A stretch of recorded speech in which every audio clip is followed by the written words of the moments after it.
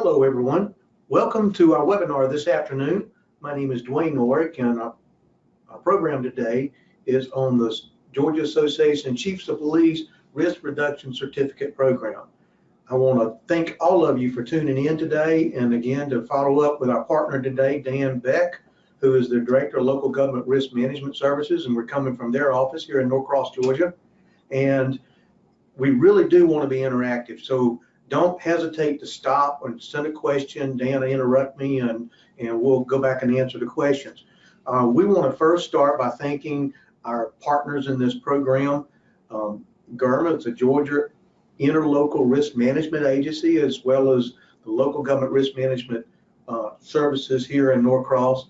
They've been a partner from the very beginning. We also want to reach out and thank Chief Dennis Nelson, who was the president of the Georgia Police Chiefs Association in 2017 and 18, who had a long history of working with state certification and national accreditation around the country, and saw a real need for this program for a lot of legitimate reasons. Agencies wanted to do something but couldn't participate in the state certification for reasons that were outside their control. But we still wanted to help them have those processes in place that would prevent them from exposure to unnecessary liability. So the program has a number of purposes. One we just talked about was those agencies that couldn't participate in state certification. And really, if you're out there in law enforcement and you're not part of these other programs, at a very minimum, you really need to be doing what we have here today. And you're going to see the benefits in just a second. But one of the things it does is ensures all your officers respond to things in a consistent manner. It gives them the guidance that you as an organization have worked together and found this is what how we expect our officers to respond to calls for service.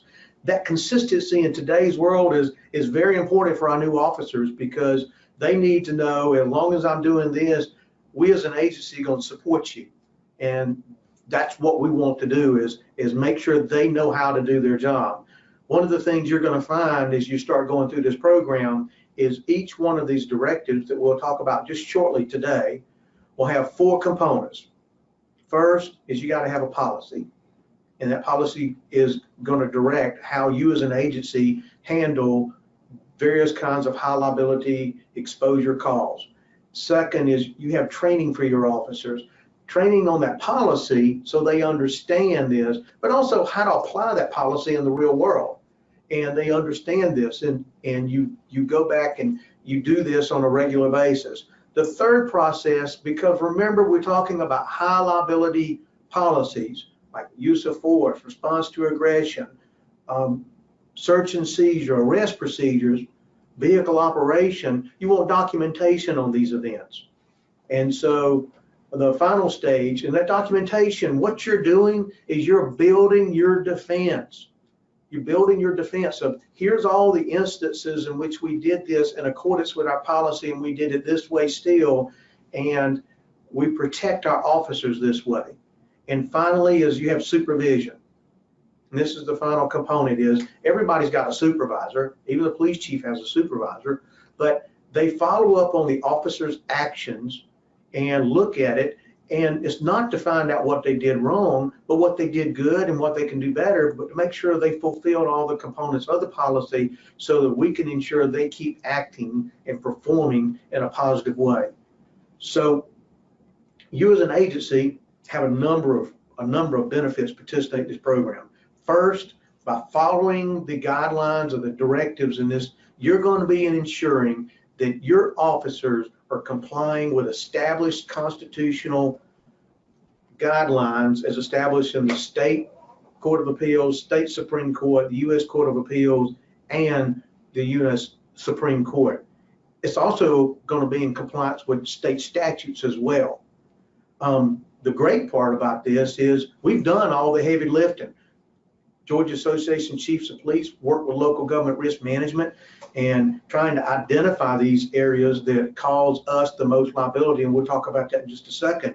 But we just came out with a new policies manuals that updated this past year.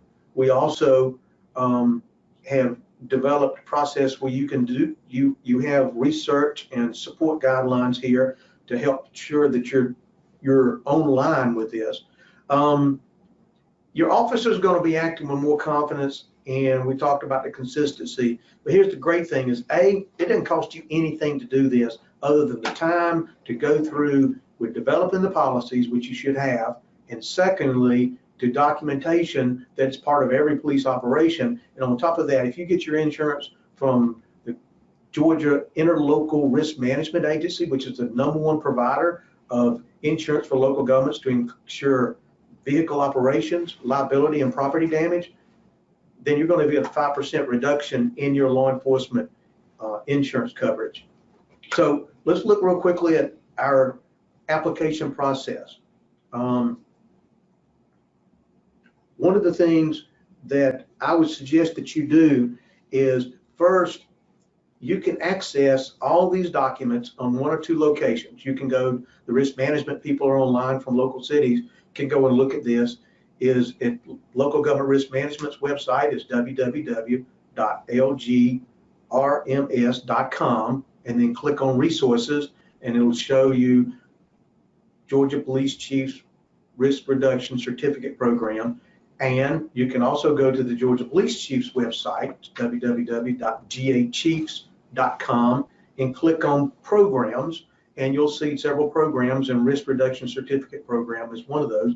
Click on there, and then you'll have 2 documents. The first document are the directives, okay? And we have a total of 10 separate areas, and we have 27 directives within those 10 areas. The other document is a support services document, and it has 3 components. The first component is areas of concern, what you should be concerned about as a police chief when you're working on a policy or things that cause potential mitigation. It's very short, just kind of get oriented. Then we have a background area that goes on from anywhere from 2 to 10 pages according to the complexity of whatever the topic is. And it gives you background on litigation, areas you're likely to be challenged, and also statutory issues. And then the final are supporting documents that will include state statutes.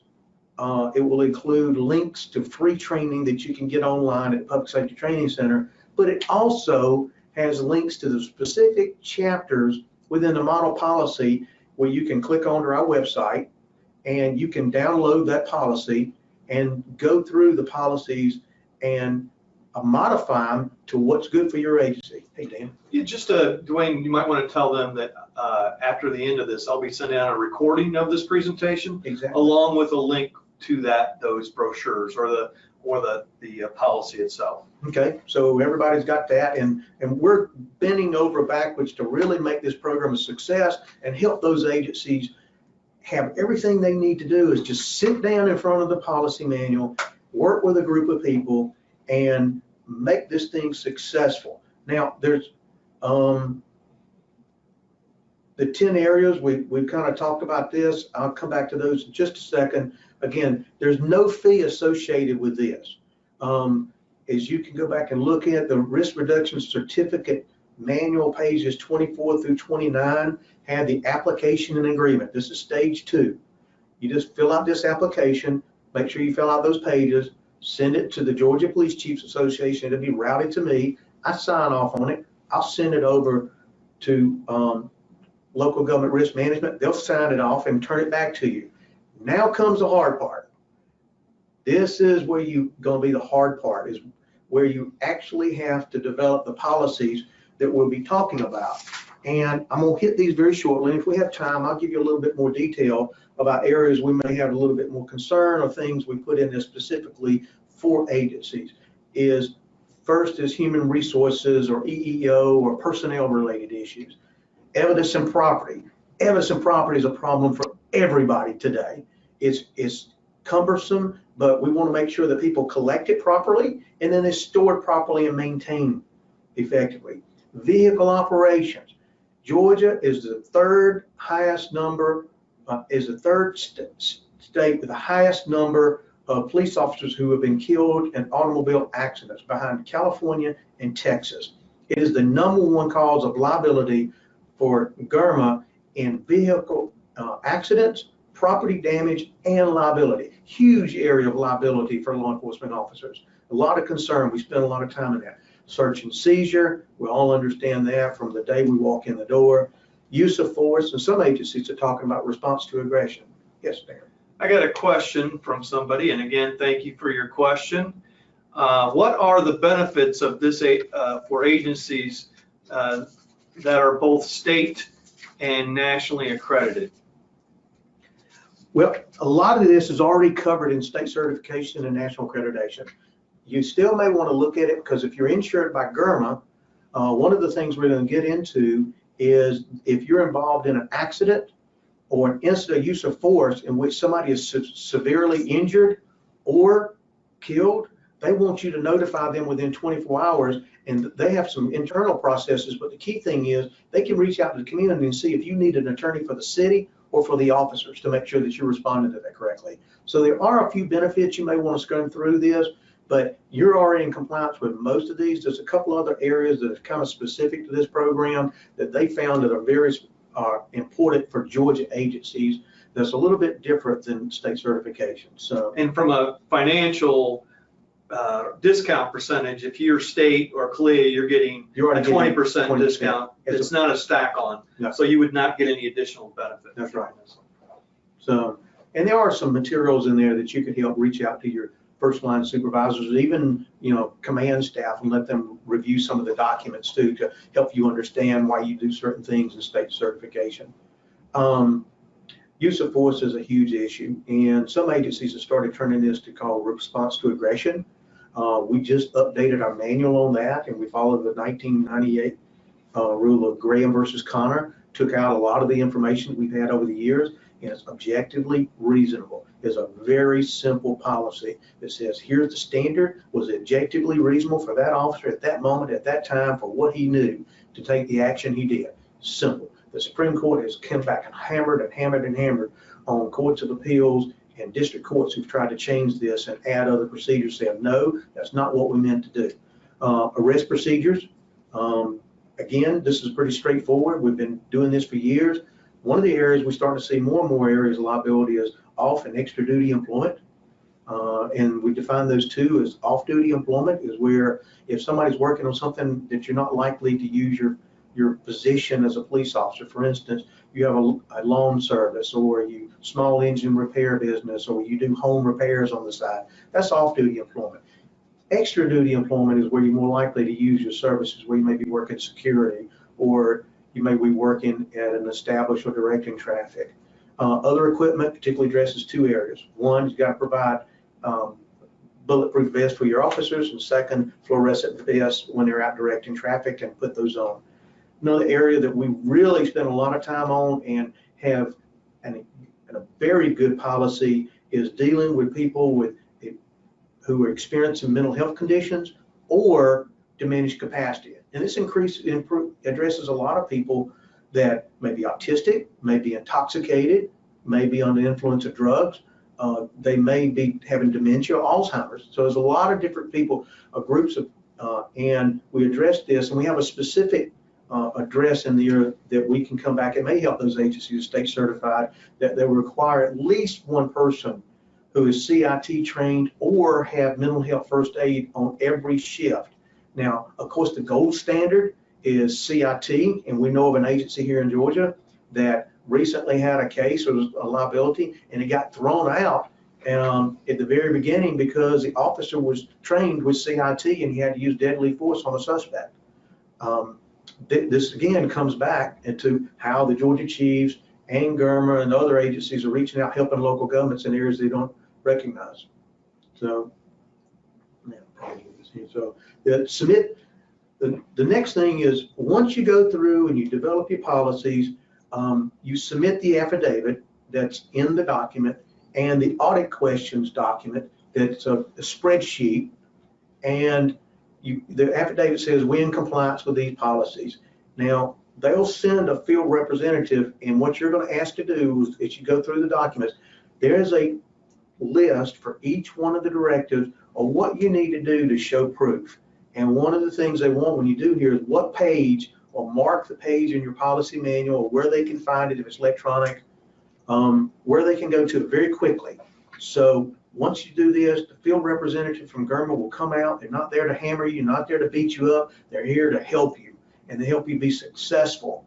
And we want everybody to succeed in this. They check off once you were approved. If they have to, they can come back once you get some of the stuff. But we think if you go through this process, because it's really laid out relatively simple, you'll have this done for you. And once they sign off and give it to us, we'll get a certificate back to you very quickly. Now, there is a renewal process. This is good for 2 years. There are some requirements, like on use of force, that you have to have a review of all use of forces for the whole year by your officers. And we're just looking for patterns and trends of what may be happening there.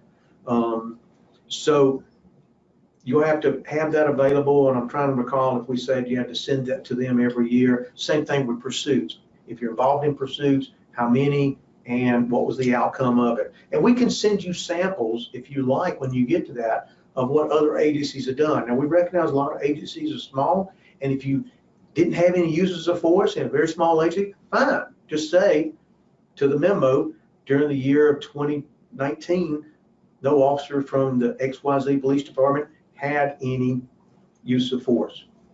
So local government risk management person will come in, they do the certificate, and they do the review, and they get you up to date. So now I want to go back, unless you got some more questions, and please call for your questions. Let's go back, and I want to talk for just a few minutes on some of the specific areas that we kind of talk about. Human resource or equal employment opportunity. As what we did was we sat down with Dan and his staff, and they looked at all their statistics over the last few years and identified those areas where local law enforcement agencies in Georgia have been sued. And we went about it as a very rational basis. Usually it's the 12 high liability areas. Well, these were actually 10. What was surprising to me was they really didn't have many sexual harassment claims in the state. So some of the things that we're trying to do to help you mitigate and help you be successful is they have 7 directives in this section. And one of the things that they found out through over the last few years, that people who they ended up having a lawsuit in this area was because there was somebody who probably never should have been hired in the first place. And they're asking people to do a background investigation. You need to look in there, because this is a little different than what people see in state certification. They want this investigation to be done on site, okay? And there's a number of ways you can do that, and there is a travel distance in there, but they want you to go look at the person's personnel file, actually look at it, and or if it's in another state. Now, if you're over near the Alabama line, or you're down near Woody Blue down in Donaldsonville, and you're going right across the state line, well, that's a little different. But going down to Miami as a whole, and we got exceptions for that kind of stuff, and you can work with us or work with local government risk management. They can do this. Backgrounds are critical. What are the rules of conduct? How do you expect officers? That's pretty straightforward. It's in the model manual. You can just adjust those or add to them or take away from them. Does your city or local government have disciplinary procedures?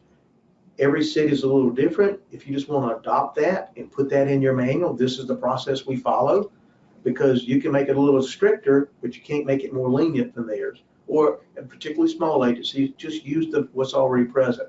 One of the things, again, this is not state certification or national accreditation, but they want a policy in there that says you will not remove personnel sanctions from people's files unless the behavior has been proven to have not occurred. So many times we say, police chief, well, I tell you what, if you don't have any problems over the next 2 years, I'll take this out of your file.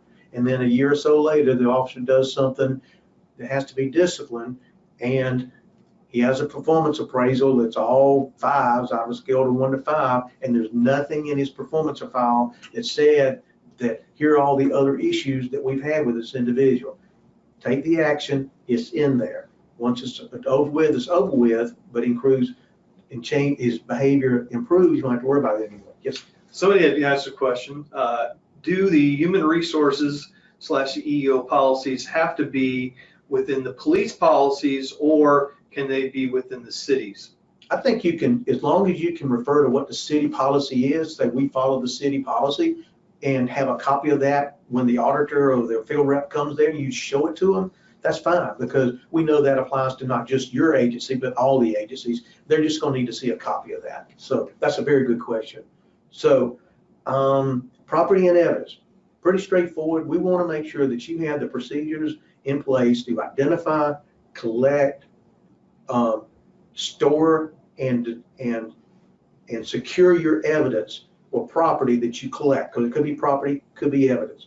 Now, this is a problem for everybody. We just did a survey with the Georgia Chiefs a few months ago, and it was amazing. Over 80% of agencies said they were concerned about their ability over a 30-year period, which is now the requirement for sex offenders,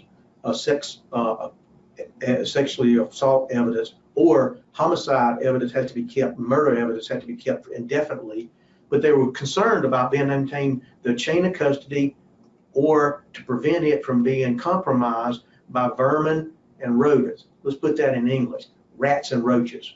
And that's a big issue for all agencies. And we're hoping that we'll work with the legislature in the coming years to address that issue.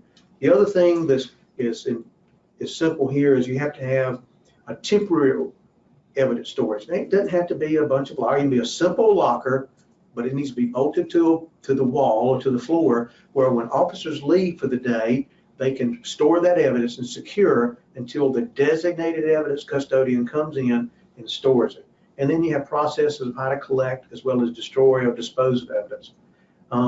Evidence rooms are a problem for everybody because it's not in our wheelhouse. Many departments are starting to use civilians for doing this, but there's also a problem in agencies all over the nation with things coming up missing. And that's critical for a number of reasons, one of which is you have criminal offenses going on. We kind of talked about vehicle operations, and I try to hit that, but there was a couple of things I want to talk about in particular.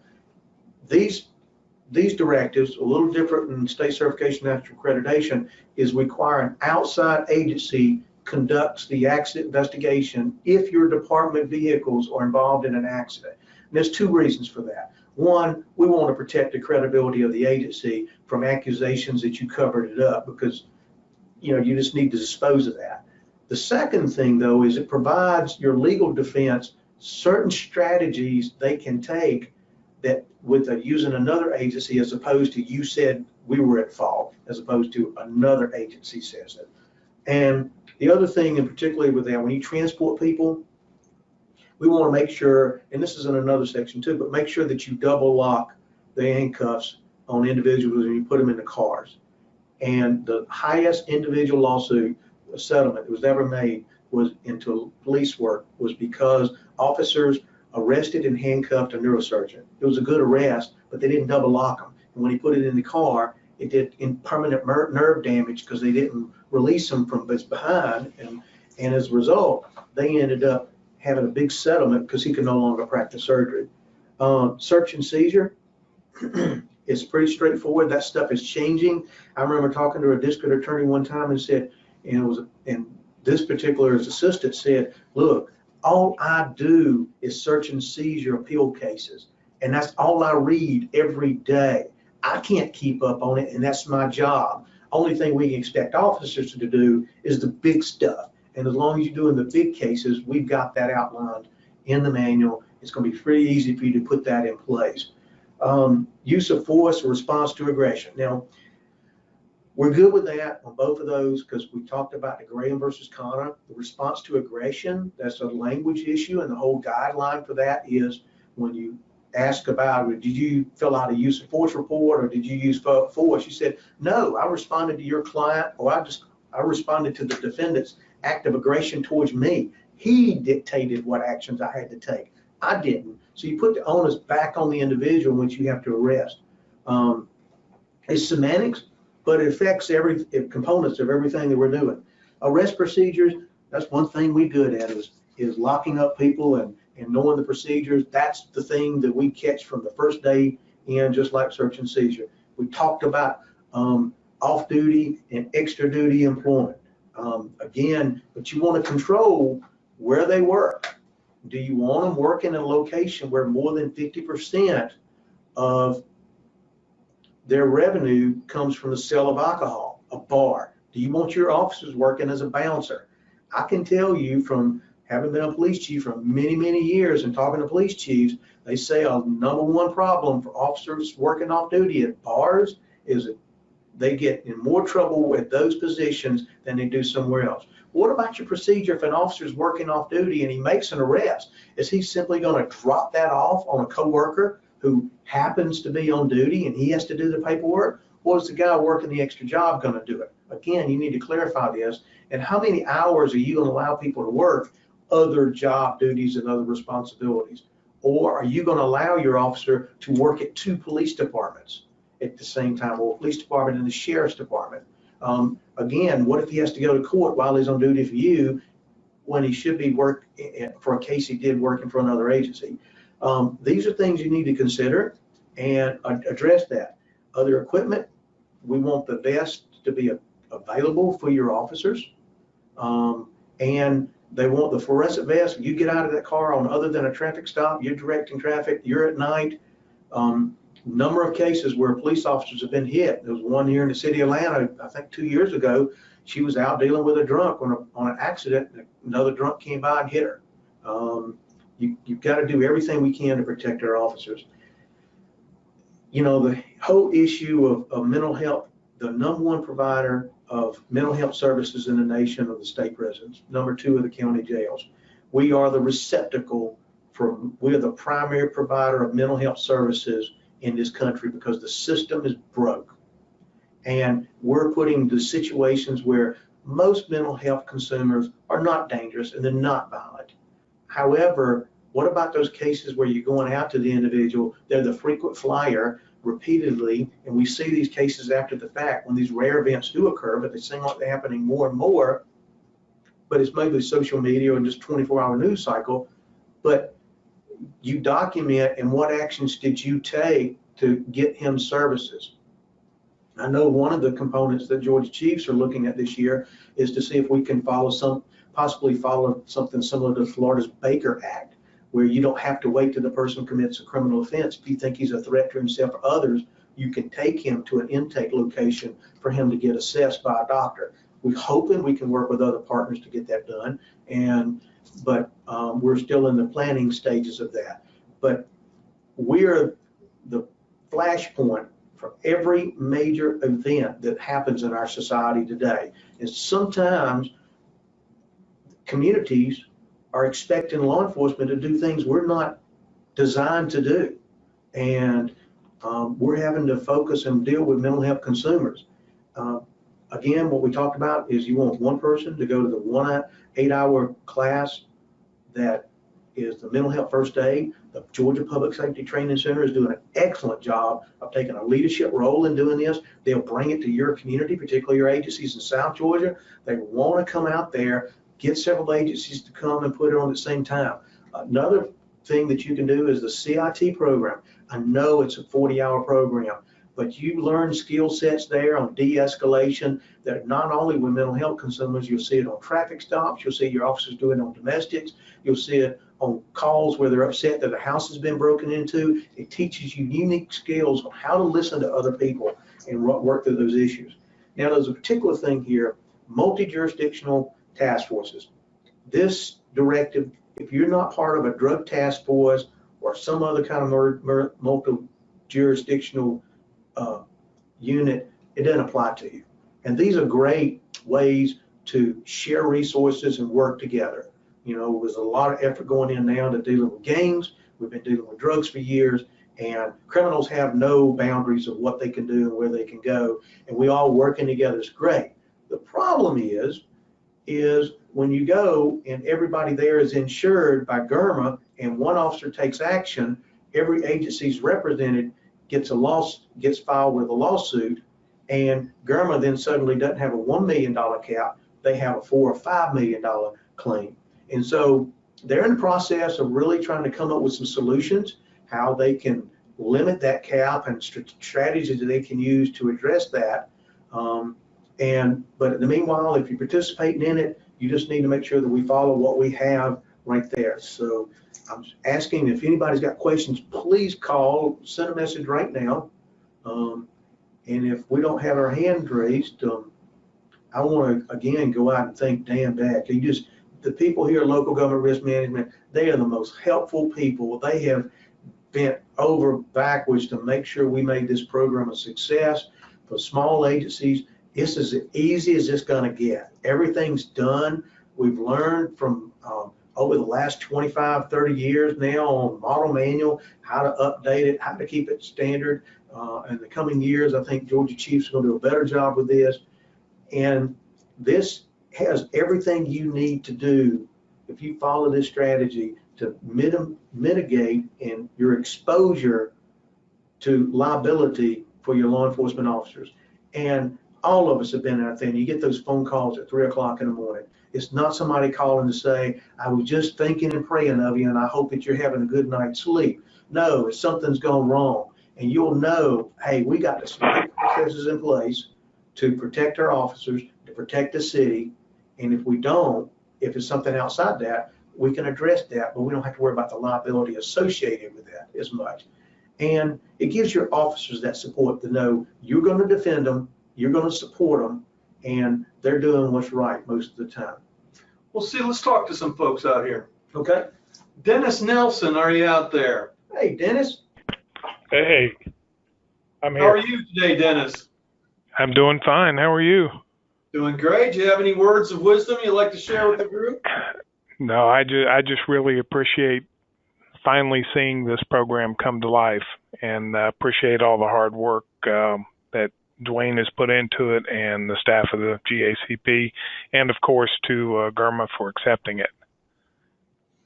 Well, Dennis, you've been the father of this program, and you've been heavily involved for years. And if you hadn't pushed this, you wouldn't be here, because you're the father of this program, and hopefully you will help professionalize and add to security for a lot of these officers and these agencies and the police chiefs out there.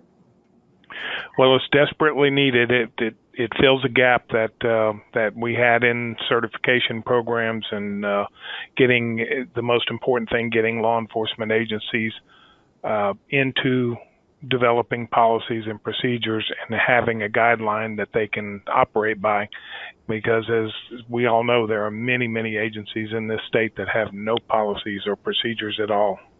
Yeah, we've made it as easy as it possibly can. And what we want to do too, I'm glad you mentioned that. It reminds me is the chief doesn't have to do it by himself. He needs to get a group of officers together. It's a great learning opportunity for them. But you got HR, you got your city's attorneys or other people. They're a little slow on things typically, but we can help you out. Yeah, GERMA will help you out. Local government risk management will help you out on something. So the chief doesn't have to do all of it. Plus, you don't have to type it. It's already typed up for you. You just got to go through and strike it out and cut and paste. And so this is going to be a really great program, and it's all because of your vision, Dennis. Thank you so much, Dennis.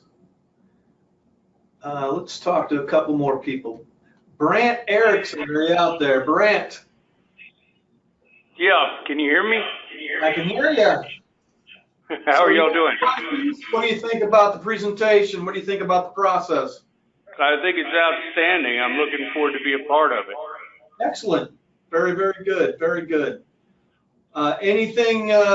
Any questions you have regarding getting started?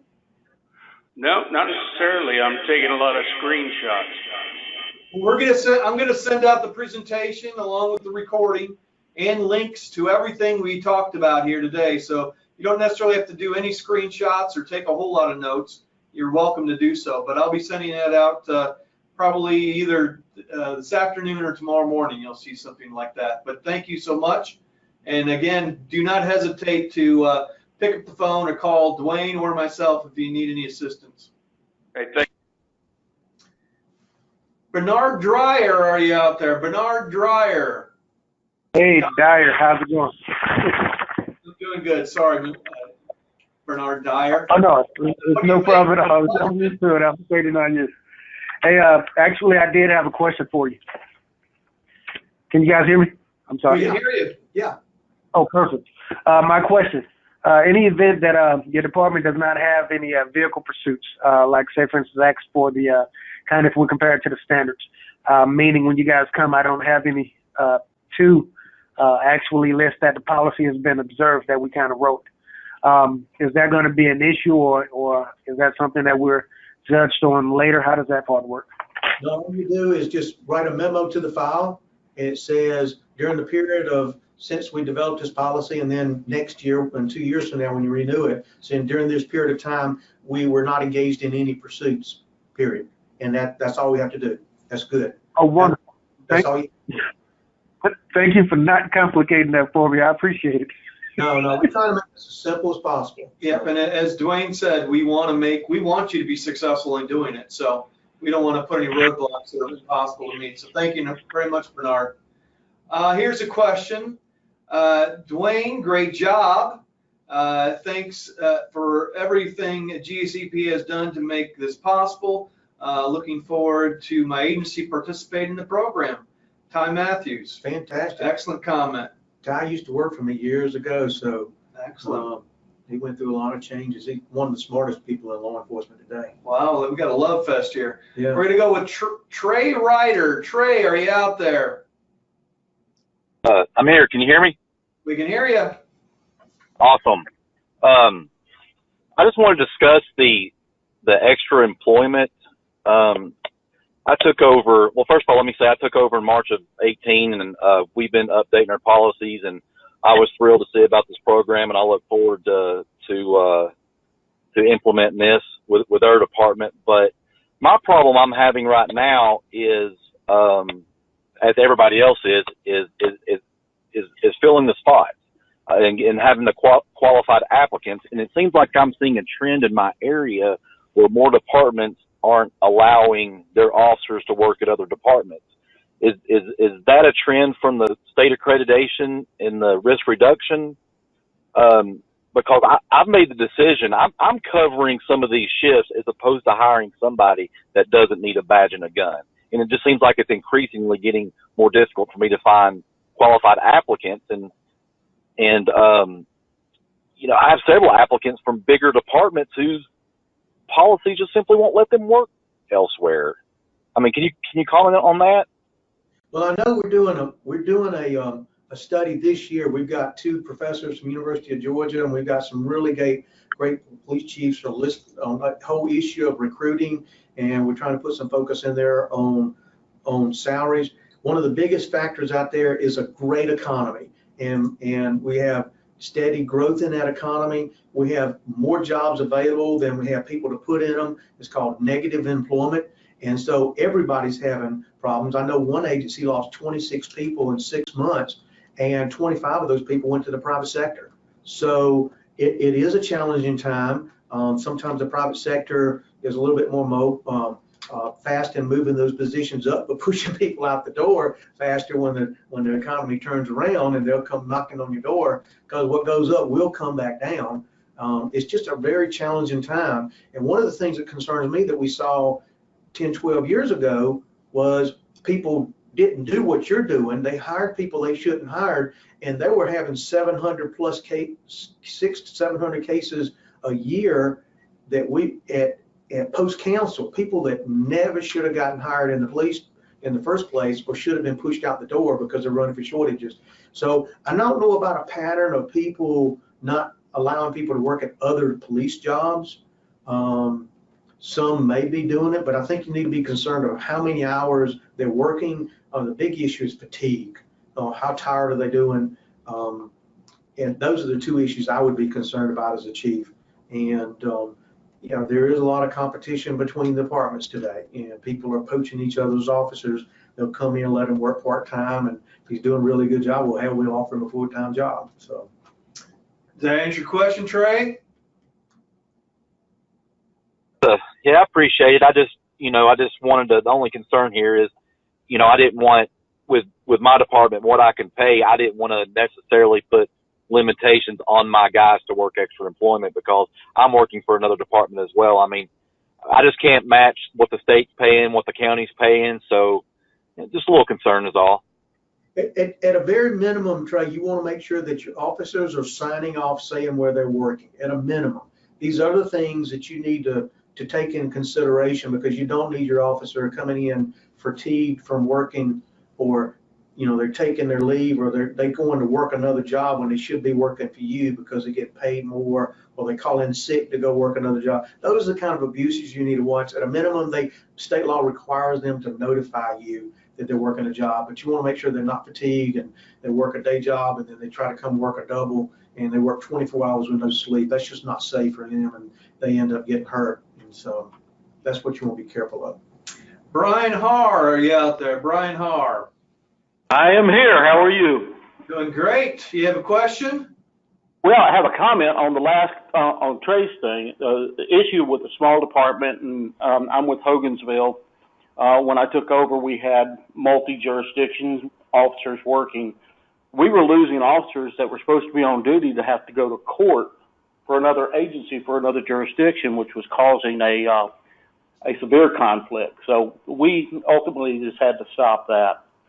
My original question, what I was calling about, is proofs of compliance for this, being a state certified agency.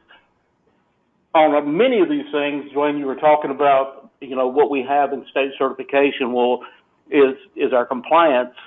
But to be able to put the best proof for GARMA available, do we use the original documents, or we just refer back to our state certification files and show the compliance from that? Okay, so if you're already state certified, you're exceeding all the standards for this. There are a couple, 3 things in there that you may want to look at that are explicit to this program that really do help out the agencies. I talked about the issue with the attorneys contacting GARMA if they're your insurance product, or yes, the EEOC and the human resource issues. We're on that also. But so just what documentation would be preferred for these auditors to come in? Just put our state certification file there, or just create a new file? Okay, Brian, the auditors are going to be coming to the field reps for local government risk management. And, okay.